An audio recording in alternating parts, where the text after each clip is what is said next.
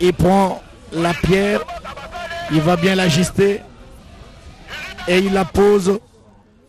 C'est parti, très chers téléspectateurs, pour ce vaste projet de construction du port en eau profonde à Banana. L'acte vient d'être posé par le président de la République, Félix Antoine Tshisekedi Tshilombo, devant... À mon avis, la concrétisation de ce programme s'offre comme une panacée pour le développement de notre pays à partir de la base. Grâce à ce programme, la population du Congo central s'attend à la réalisation de certains projets, notamment la réhabilitation de la route nationale numéro 15, Mbanjangungu-Kimpangu, de la route nationale numéro 16, Kisantu-Kimvula, de la route nationale numéro 12, Manterne-Singini via Tchela, la construction des centres de santé et d'écoles. Il nous souvient que dans le discours sur l'état de la nation, il a été fait mention de l'asphaltage de la route Boma-Mwanda qui, à ce jour, devient de plus en plus une réalité. La population du Congo central vous en remercie sincèrement, Son Excellence. Je me sens également réconforté par l'annonce de la disponibilisation pour le territoire de Mwanda d'un montant de 10 millions de dollars annuels issus de la production pétrolière par la Perenco. C'est donc de la part du peuple qui est garanti pour son bien-être. Excellence, Monsieur le Président de la République, chef de l'État, avec l'expression de mes hommages les plus différents renouvelés, au commencement était la parole. Oui, au commencement, le port en eau profonde de Banana n'était qu'une simple parole, un simple vœu, une simple intention, un rêve qui a fini par plonger notre population dans le désespoir depuis plusieurs décennies. C'est ici que je garde une pensée pieuse en mémoire de ces nombreux compatriotes qui ont quitté la terre des hommes avant ce grand jour. Aujourd'hui, grâce à votre vision, à votre clairvoyance, ce rêve devient une réalité. Président, bonjour. Bonjour. Vous êtes notabilité du Congo central. Oui. En ce jour, le président de la République vient de poser la première pierre pour la construction du port en eau profonde de Banana. D'abord, exprimer les sentiments que cela vous fait. Ça ne peut être qu'un sentiment positif. Oui, le fait qu'il y a toutes les autorités se sont déplacées. D'abord, c'est une réussite pour la RDC en général. Mais, voyez-moi, plus particulièrement pour le territoire de Mwanda, c'est une grande proposition que le chef de l'État a fait pour nos territoires, selon nous le remercions bien sûr. Vous devez savoir que ce port va entraîner beaucoup de choses là-dessus, notamment l'énergie. Donc vous avez un problème d'eau, problème d'électricité. On ne peut pas construire un tel port sans pour autant réunir toutes ces infrastructures. Donc ça va de soi que c'est une réussite pour nous. Déjà pour ce qui est de l'électricité, je pense que vous étiez aussi au courant qu'il y a un montant qui a été crédité au territoire de 10 millions. C'est quand même, c'est pas peu, c'est quand même quelque chose, c'est une première ça. Vous devez comprendre que nous avons échoué sur plusieurs avenants. Il y en a eu le premier, le deuxième, jusqu'à atteindre même le 8e avenant. Et enfin, finalement, vous voyez maintenant l'avenant 9 a produit ses effets. Nous avons ce port. Il ne faut pas que ça reste seulement une lettre morte. Il faut que nous puissions arriver à réaliser ce projet. Une fois que le projet est parti, et d'ailleurs, avant que le projet commence, nécessairement, ipso facto, ça entraîne déjà l'énergie. Donc nous devons avoir l'électricité.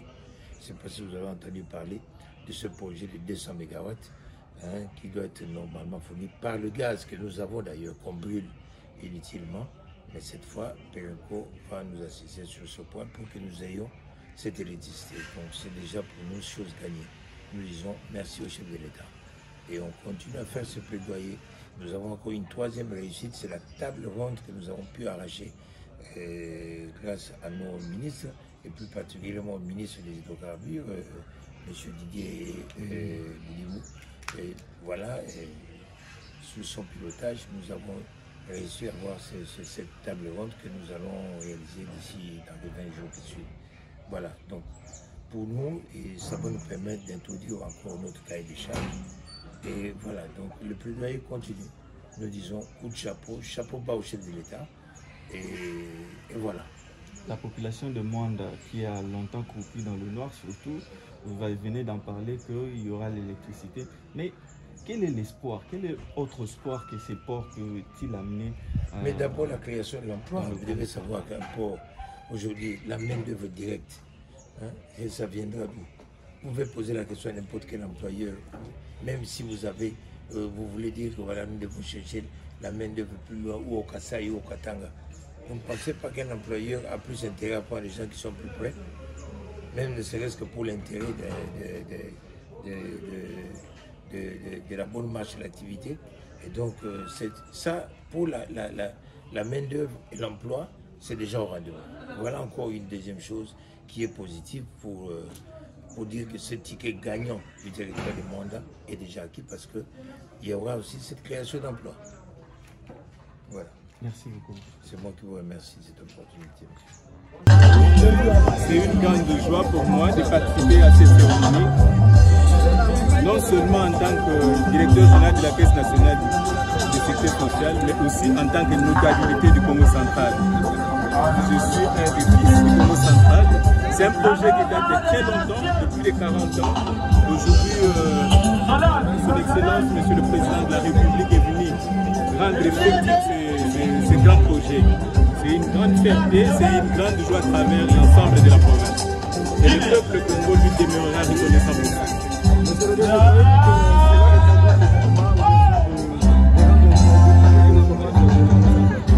Effectivement, parce qu'il faudrait noter qu'il y a des emplois directs qui vont être créés comme indirects du fait de la naissance de ces grands ports. Comme vous le savez, la plupart des bateaux n'appartiennent pas à Madjali ou à Goma. Du fait seulement que nous avons des problèmes avec la navigation à travers le grand fleuve Congo. Aujourd'hui, on a construit le port à l'eau profonde. On a inauguré plutôt, on a posé la première pierre en ce qui concerne ces grands ports. Ça va régler beaucoup de problèmes. Il s'agira notamment d'éviter à ce que le beau bateau se termine par le port de Pointe-Noire. C'est un grand manque à gagner pour nous. Cela permet à ce que nous avons beaucoup préjugé du fait qu'il y a tout ce que le pays importe en plus de temps, parce qu'il faudrait attendre des bateaux qui doivent partir du port de Pointe-Noire pour Goma ou bien la matérialisation, c'est ce qu'il faut et 40 ans, aujourd'hui, il est dématérialisé. Dans 3 ans, il va être autopé. Il va impulser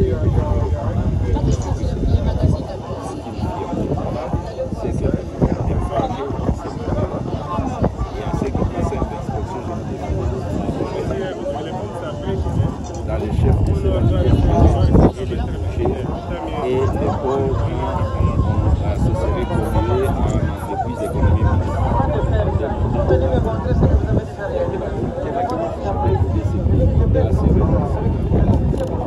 on parle également, on a décaissé de millions de dollars, tous les millions seront décaissés pour la construction de ces plans. Est-ce que l'IGF a pris en cause le montant décaissé pour la construction de ces plans? Ça, c'est un partenariat. Il y a les privés qui apportent son argent, il y a un montage qui est fait. Il ne faut pas être prévenu à ce stade. Et puisqu'il s'agit de la RDC, il faut laisser tout d'abord les partenaires qui amènent ces moyens et la RDC qui donne sa part, de terminer les travaux, d'avoir les ports, de lancer la gestion. C'est au niveau de la gestion que nous avons sollicité la bonne gouvernance. C'est là où on est au stade de construction. Ça sert à quoi le rôle de l'assistance de ce manque, les 32 km ou 42 km que nous avons sur la face de l'océan, les gens passaient devant sans savoir qu'est-ce qu'il y avait derrière. Aujourd'hui, on va avoir l'occasion dans le monde entier d'avoir une façade moderne, industrielle, d'un très grand port qui sera la fierté de notre pays. quelle est l'utilité de ces ports à ces jours à Mwanda? Non, ce port, ce n'est pas le port uniquement pour Mwanda, c'est le port d'entrée du pays. Donc avec ce port, ça va complètement révolutionner le mouvement de marchandises entre l'extérieur et le pays et entre le pouvoir et l'extérieur. L'utilité est énorme. Merci. Okay, donc... les travaux de construction du port autochtone de Banana ici. Qu'est-ce que nous pouvons retenir de ce grand projet? Écoutez, c'est d'abord un moment historique parce que le port de Banana est ce qu'on appelle en anglais un game changer dans l'économie congolaise. C'est un projet qui va changer les donnes de l'économie congolaise et qui va changer les donnes de la place de l'RDC au niveau régional et national en termes de commerce. Donc c'est un projet ambitieux qui contribue au développement durable de notre pays. Nous les félicitons d'avoir conduit ce bon leadership pour que ces projets puissent commencer. Parce que vous croyez que cela tombe au bon moment? Absolument, absolument. Le problème de la RDC, c'est le problème de la communication routière, la communication en termes de transport, les canaux du fleuve Congo. Ces ports, c'est vraiment parmi les grands projets, un héritage que le président de la République va laisser aux Congolais durant son mandat. Merci madame.